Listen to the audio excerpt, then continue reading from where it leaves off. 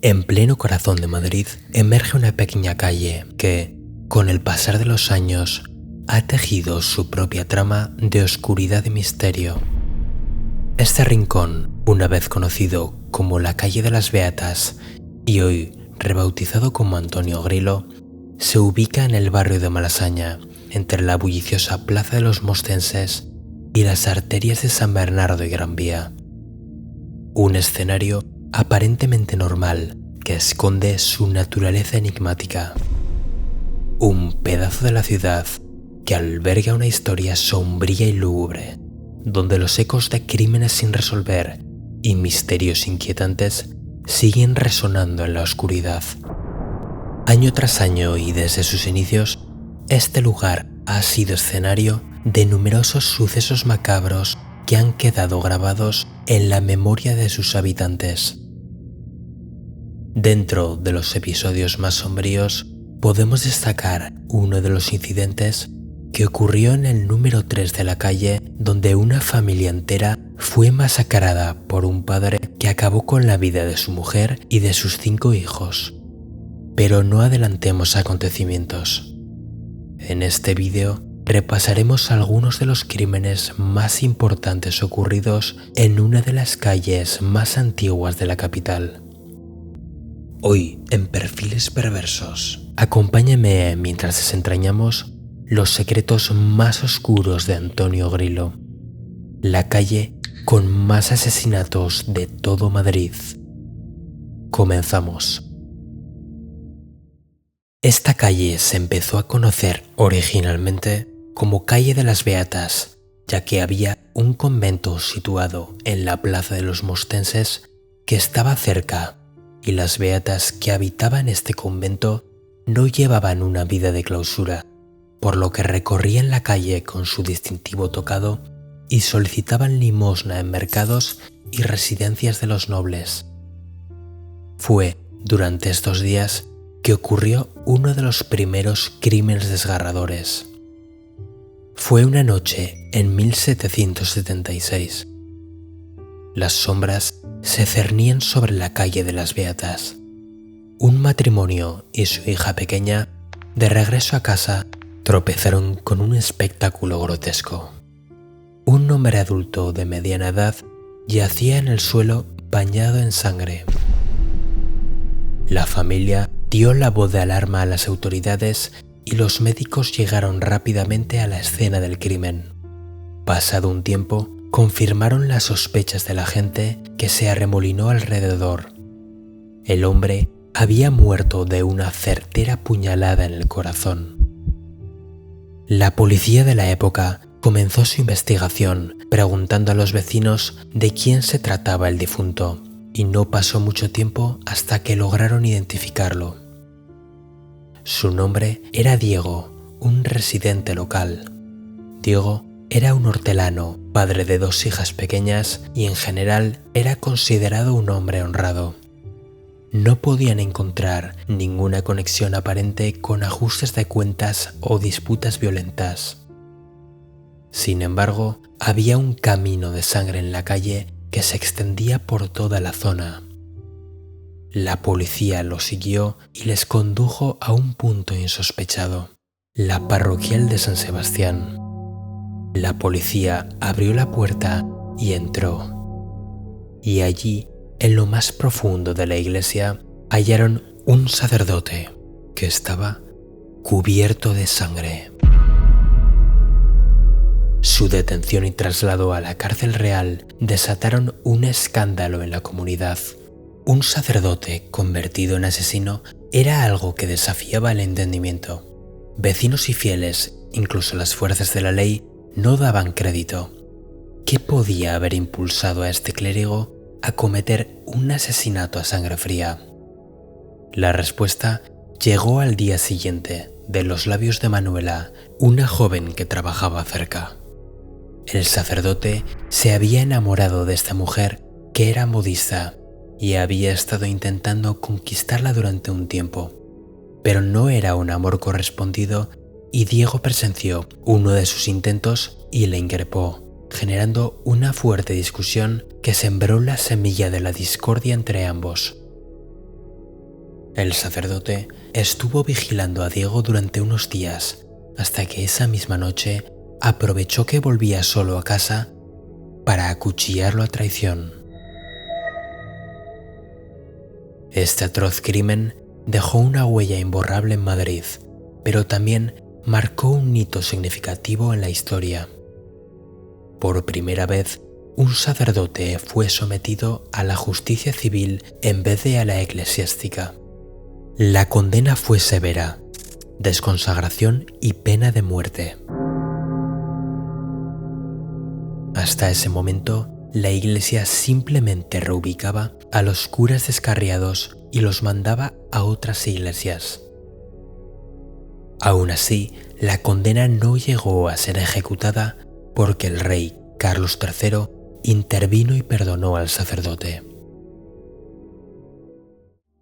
En la mañana del 10 de octubre de 1854, una multitud se congregaba alrededor del cuerpo inerte de un recién nacido que reposaba en plena calle. Todo indicaba que había sido abandonado durante la noche, ya que los vecinos, al no oír ningún llanto, asumieron que el bebé ya había fallecido al momento de ser dejado allí. El 28 de julio de 1861, Carlota Pereira, acompañada por sus dos hijas, regresaba a su hogar por la noche. Delante suyo caminaba Francisca Burdeos, conocida como Benito, quien tenía el permiso especial de vestir como hombre debido a su participación en la guerra. De entre las sombras, un misterioso hombre salió de un oscuro callejón y apuñaló a Carlota para luego darse a la fuga. Benito dio la voz de alarma y empezó a perseguirlo. Durante la persecución, algunos guardias se sumaron a la búsqueda y tras un tiempo lo acabaron atrapando. Durante el interrogatorio se descubrió que el asesino había viajado desde Almería con la misión de cometer el asesinato por encargo del exmarido de Carlota, del que ésta estaba separada. En el juicio, el sicario fue condenado a muerte por garrote vil, pero el exmarido de Carlota logró evadir la justicia. Algunos sostienen que esto se debió a la falta de pruebas que lo vinculaban al crimen, mientras que otros argumentan que su relación con influyentes políticos de la época pudo haber influido en su impunidad. El 25 de julio de 1874, un joven sacerdote salió al balcón de una habitación principal forcejeando con quienes intentaban arrastrarlo hacia el interior de la vivienda. El sacerdote pidió ayuda en vano a los vecinos porque unos asesinos habían irrumpido en su habitación y estaban intentando ahogarlo, pero no pudieron llegar a tiempo y estos acabaron con su vida. Este hombre era Isidro Ceca, capellán del duque de Medina Sidonia, quien había sido arrestado y exiliado días atrás porque se sospechaba que era un espía carlista. Tras estos incidentes, se tomó la decisión de cambiar el nombre de la calle a Antonio Grilo, un poeta cordobés que vivió en esa misma calle, por la mala fama que había adquirido el lugar. Pero lo que no sabían es que lo que había ocurrido no era nada en comparación a lo que vendría más adelante. En el año 1901, una de las vecinas de Antonio Grilo, llamada Manuela Fernández, denunció a las autoridades locales preocupada que algo andaba mal en la casa de una familia que vivía en el vecindario. Su denuncia marcó el inicio de una investigación que revelaría un trágico panorama. La respuesta a la llamada de auxilio no se hizo esperar. Cuando las autoridades policiales llegaron al edificio, procedieron a abrir la puerta de la casa número 12 de esa misma calle, y lo que encontraron dentro resultó desgarrador. En ese desolador escenario, Agustín, un joven de 16 años, yacía en un estado lamentable. Su cuerpo estaba desnutrido y pesaba algo menos de 18 kilos. La familia residía con 5 hijos, pero uno de los hijos era sometido a un sufrimiento atroz. Encerrado en una pequeña habitación, solo lo alimentaban con pan y agua y era maltratado por sus padres. Reconociendo la urgencia de la situación y el estado en el que se encontraba el joven Agustín, las autoridades tomaron la decisión de intervenir en su favor y el joven fue trasladado al asilo de la Sociedad Protectora de Niños Desamparados, donde recibió la atención y el cuidado que necesitaba. En paralelo, los padres del joven pasaron a disposición judicial y fueron detenidos y condenados a prisión. Este sombrío episodio ocurrió en el mes de agosto de 1901 y su impacto se reflejó en las páginas de la revista Vida Galante, donde se contó la historia y se publicaron imágenes del joven Agustín y fotografías de la pequeña habitación en la que había estado recluido. La noche del 2 de marzo de 1915, la esquina entre las calles Antonio Grilo y San Bernardo fue testigo de un acto de violencia que dejó una marca imborrable. Ángel Gómez Castillo, conocido panadero de oficio, fue asesinado en ese mismo lugar poco después de las 10 de la noche por un colega de profesión, Daniel Yagüés, quien emboscó a Ángel desde la retaguardia con un cuchillo de grandes dimensiones que portaba y con el que le rebanó el cuello. El sonido sordo del impacto quedó grabado en la memoria de quienes presenciaron la escena.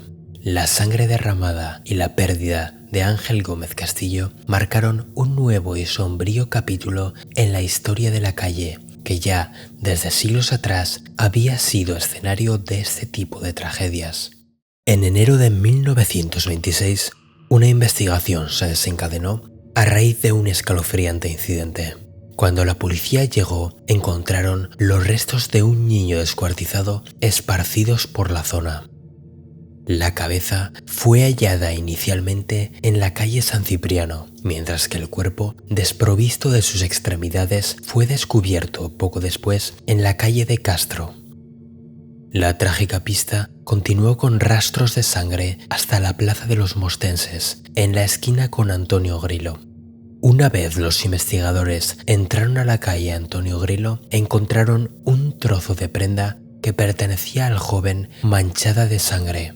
Cada pieza de evidencia dejaba claro que el joven había sido asesinado y descuartizado entre la calle Grilo y la travesía de las Beatas, una calle adyacente. Pero nunca se encontró al asesino. En la misma casa número 12 donde se encontró al niño al que sus padres maltrataban, en 1930, Dolores Gómez, de 50 años de edad, se arrojó desde el balcón interior de la segunda planta que se abría al patio. Más tarde, se supo que la desesperación causada por una enfermedad grave y la falta de recursos para poder afrontar la situación fue lo que la impulsó a tomar esta desgarradora decisión. Sin embargo, quizás ninguna otra parte de esta calle tenga tantas coincidencias macabras como la casa número 3 de Antonio Grilo. La historia comienza el 9 de noviembre de 1945, cuando una serie de eventos desafortunados oscurecieron la vida en ese lugar. Los titulares de ese día en Madrid anunciaban: sucesos en Madrid. Aparece el cadáver de un hombre asesinado en circunstancias extrañas. La víctima fue Felipe de Braña Marcos, un camisero de 48 años asesinado entre el 7 y el 8 de noviembre. Su propio hermano y la sirvienta descubrieron su cuerpo en la habitación un tiempo después. Lo encontraron sentado en la cama, recostado contra la pared, con la misma ropa que solía llevar, pero su cabeza estaba ensangrentada y agarraba algo en su mano. Cuando su hermano se acercó y retiró lo que el cadáver sostenía en la mano, descubrió un mechón de cabello rubio. Era evidente que Felipe había luchado por su vida, pero finalmente no había podido resistir el ataque y había muerto tras ser brutalmente golpeado con un candelabro en la cabeza y posteriormente asfixiado hasta morir. A pesar de que la policía investigó el misterioso asesinato, su asesino nunca se encontró. 3 años después de este incidente, el horror sacudió la casa nuevamente. En el departamento 2 del tercer piso vivían Rufino Márquez y su esposa Pilar Jimeno. Un día, cuando Rufino regresó del trabajo, no encontró a su esposa, pero cuando entró a la habitación principal, un olor nauseabundo llenó la estancia y este provenía de uno de los cajones del armario. Cuando Rufino se acercó al armario y abrió el cajón, no podía dar crédito a lo que vio. El cadáver de un bebé recién nacido estaba en el interior de uno de los cajones. Durante 9 meses, Pilar le había ocultado un embarazo que no era suyo y, al nacer la criatura, la ahogó en la bañera y escondió el cuerpo en el armario. Después, Pilar huyó sin dejar rastro, dejando tras de sí una perturbadora historia que se sumaba a la leyenda negra de la casa Antonio Grilo número 3. Por si esto no fuera poco, el mismo año apareció muerto en su cama otro vecino con la cabeza destrozada. La policía lo catalogó como un ajuste de cuentas y no se supo nada más al respecto. No hay pruebas ni registros que confirmen que este sicario cometiera sus crímenes en Antonio Grilo, pero se sabe que uno de los asesinos más conocidos de la época franquista en Madrid, llamado Jarabo, fue visto en la cafetería Napoli, ubicada en la esquina con San Bernardo, bebiendo cerveza con coñac, una noche antes de que tuviese lugar uno de sus terribles asesinatos. Aún así, la tragedia que enturbiaría para siempre esa casa llegaría el 1 de mayo de 1962. José María Ruiz Martínez, de 45 años, era un hombre de aspecto distinguido y elegante, ampliamente respetado y querido en Madrid. Su reputación se cimentaba en su habilidad como talentoso sastre, habiendo forjado una sólida clientela que valoraba profundamente su destreza y buen gusto en la confección de prendas. Su vida transcurría en un amplio apartamento en la calle Grilo número 3, una ubicación privilegiada a escasos metros de la Gran Vía de Madrid. En este hogar compartía su vida con su esposa, Dolores, sus 5 hijos y una criada que vivía con ellos. El ambiente irradiaba orden y armonía. Cada rincón del espacioso apartamento estaba meticulosamente decorado y la rutina diaria fluía con una tranquilidad aparentemente inalterable. La mañana del 1 de mayo de 1962, día feriado por el Día del Trabajo, marcó el inicio de una jornada que cambiaría la vida de la familia para siempre. Esa mañana, la familia desayunó temprano, reunida alrededor de la mesa del comedor. José María desayunaba junto a su familia un poco más callado de lo habitual, aunque eso no llamó especialmente la atención porque solía ser un hombre de pocas palabras. Una vez terminado el desayuno, José María se acercó a la criada y le preguntó si podía ir a la farmacia a comprar unos medicamentos. Aunque este pedido no era el más agradable, dado que era un día festivo y tenía que caminar varias calles para encontrar una farmacia abierta, accedió con resignación y se marchó a buscar los medicamentos. Conforme fueron terminando, los miembros de la familia se distribuyeron por toda la casa y cada uno empezó a hacer sus cosas. En ese momento, José María supo que había llegado la hora. El reloj del comedor marcaba las 8:30 de la mañana. En la cocina, José María abrió un cajón del que extrajo un cuchillo afilado y de un armario extrajo una pistola calibre 6.35. Tras recoger ambos instrumentos, se dirigió con ellos en mano al dormitorio principal del matrimonio, donde su mujer estaba atendiendo a la hija menor de pocos meses que descansaba en la cuna. Se acercó sigilosamente a su mujer, que estaba de espaldas, y con extrema frialdad primero degolló a la esposa y rápidamente hizo lo mismo con la niña. Fue tan rápido que ninguna de las dos alcanzó a dar un grito. Después, impasible ante lo que había hecho, caminó hacia la habitación donde dormían sus hijas. Ahí encontró a la de 10 años, a la que se acercó rápidamente y antes de que pudiera articular palabra, también procedió a cortarle el cuello. Tras esto, salió de la habitación y se dirigió al cuarto de al lado, el de los varones, y dentro encontró a sus 2 hijos de 12 y 10 años. Primero atacó al menor y lo degolló, y antes de que el mayor pudiera huir o reaccionar de alguna manera, le pegó un tiro en la cabeza. El estruendo resonó en toda la casa, pero solo quedaba una persona más que podía escucharlo. Cuando la hija mayor, de 14 años, escuchó el ruido del disparo, se alarmó y quiso salir del baño donde se estaba lavando los dientes. Cuando abrió la puerta, se encontró a su padre justo enfrente, mirándola con extrema frialdad y pistola en mano, listo para apretar el gatillo. Los ojos de un monstruo al que ya no podía reconocer como su padre fueron lo último que vio. Tras la sangrienta matanza, el sastre había manchado de sangre los hilos del destino de su familia y volvió al comedor donde estaba el teléfono familiar y marcó en el disco el 091, el número de emergencias de la Dirección General de Seguridad. Cuando le cogieron, avisó que acababa de matar a su mujer y a sus hijos y dio la dirección de la casa, incluido el piso y el número del departamento donde vivía. La calle Antonio Grillo, número 3, puerta D. Tras oír los disparos, la portera Genoveva Martín subió apresuradamente hasta el 3er piso y golpeó la puerta de la casa. «¿Qué sucede?», preguntaba una y otra vez la mujer mientras aporreaba la puerta. «Los he matado a todos», respondió finalmente el sastre sin abrir la puerta desde el otro lado.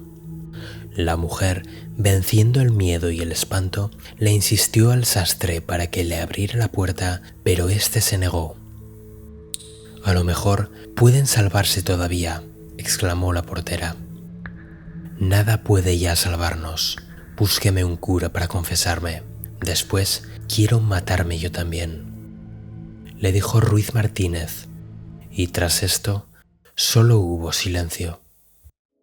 Siguiendo un impulso, la portera, que era una mujer mayor, bajó la escalera lo más rápido que pudo y corrió hasta la casa de la hermana de la esposa del sastre, a unas 2 calles de distancia.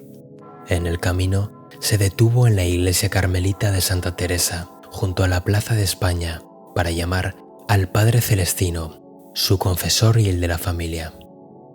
Con la cuñada del sastre y el padre Celestino, llegó a la casa casi al mismo tiempo que llegaban 2 vehículos de la policía.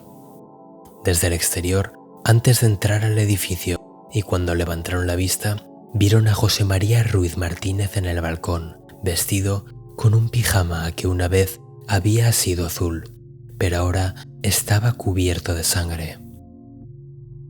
En la mano derecha todavía empuñaba la pistola que había utilizado.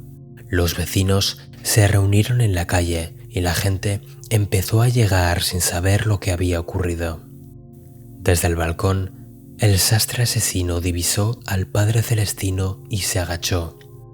Durante los siguientes minutos fue levantando del suelo uno por uno los cuerpos ya sin vida de sus 5 hijos, mientras gritaba el espantoso crimen que había cometido. «Los he matado a todos. Tenía que hacerlo hoy. Aquí están. Podéis verlos. Los quería mucho.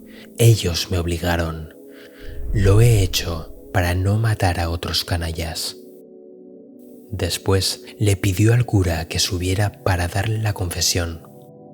El padre Celestino, dispuesto a hacerlo, se dirigió escaleras arriba, pero justo antes de llegar al piso, la policía le detuvo. Salió a la calle nuevamente, donde el sastre asesino le gritó asomado desde el balcón: «Solo quiero que me confiese usted». «Primero arroja la pistola», le contestó desde la calle el cura. «La necesito para matarme», exclamó José María. «Entonces no puedo confesarte. Tienes que arrepentirte y darme la pistola, insistió el cura. No puedo, tengo que matarme. Es una orden. Esos canallas, respondió el sastre desesperado.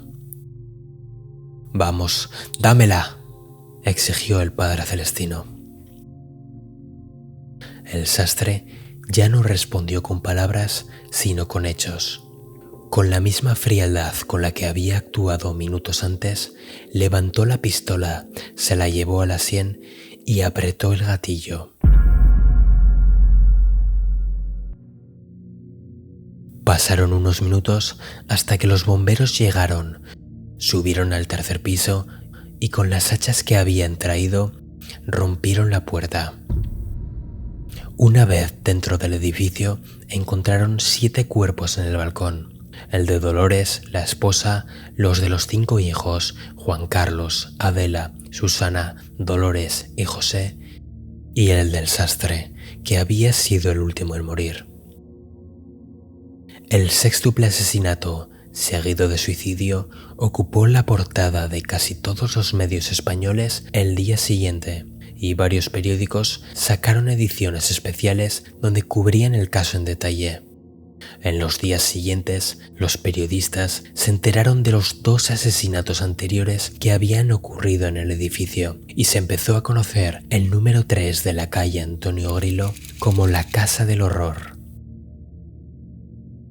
Una enigmática frase pronunciada por el asesino dio origen a innumerables especulaciones sobre los motivos que lo habían impulsado a cometer el atroz acto. Es una orden, esos canallas.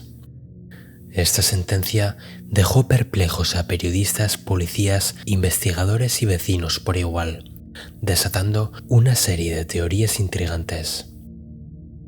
Una de las hipótesis que circulaban sugería que el sastre había acumulado una deuda considerable debido a su adicción al juego. Otra especulación apuntaba hacia los albañiles y el maestro mayor de obras, que trabajaban en la construcción de una casa de fin de semana para el sastre y su familia en las afueras de la ciudad. Según esta versión, el sastre habría excedido sus gastos, lo que llevó a los constructores a exigirle, incluso con amenazas, el pago de las obras y los materiales pendientes. Aquellos que conocían a la familia coincidían en que la personalidad de Ruiz Martínez había experimentado un cambio drástico en los últimos tiempos. El hombre, que solía ser afable y amable, se volvió irascible y era una sombra de su antiguo yo. Un vecino, al ser consultado por los periodistas, afirmó que el hombre estaba perdiendo la cordura y que días antes de la tragedia le había confesado que estaba en contacto con seres extraterrestres. La verdad de estos misteriosos sucesos quedó sepultada junto con José María Ruiz Martínez. A día de hoy, más de 6 décadas después de los escalofriantes crímenes ocurridos en el número 3 de la calle Grilo, los secretos ocultos continúan aflorando. En el número 9 de Antonio Grilo se encontraba una antigua bodega y cuando los obreros revisaron sus cimientos hicieron otro perturbador hallazgo. Encontraron alrededor de un centenar de fetos humanos. Este descubrimiento se vinculó posteriormente con la existencia de una clínica de abortos clandestina en la posguerra. Hoy en día, los edificios de la calle siguen en pie y aunque la mayoría de las personas han olvidado lo que sucedió en su interior, los ecos del pasado continúan resonando entre sus cimientos. Si te ha gustado el vídeo, dale me gusta, suscríbete y activa la campanita para no perderte ninguno de mis vídeos. Si tienes algún caso que te gustaría verme tratar en este canal, déjamelo en los comentarios. Buenas noches.